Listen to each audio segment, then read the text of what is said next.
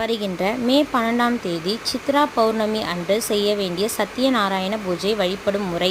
சத்யநாராயணம் படம் வைத்து இருபுறமும் வாழைக்கன்றுகள் மாவிளத் தோரணம் கட்ட வேண்டும்.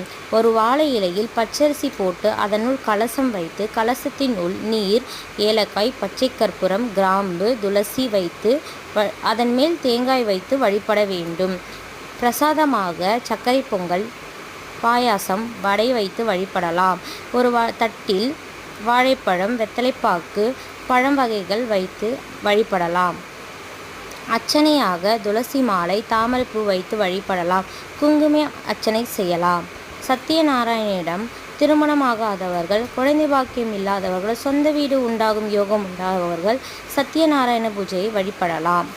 உங்கள் கோரிக்கை நியாயமான முறையில் சத்யநாராயணம் வேண்டிக் கொள்ளவும். சித்ரா பௌர்ணமி அன்று மட்டும் கலசம் வைத்து வழிபடலாம். மற்ற பௌர்ணமிகளில் சத்யநாராயணம் படம் வைத்து மட்டும் வழிபடலாம். சத்யநாராயண பூஜை நல்ல முறையில் செய்ய வேண்டிக் கொள்கிறேன். நன்றி.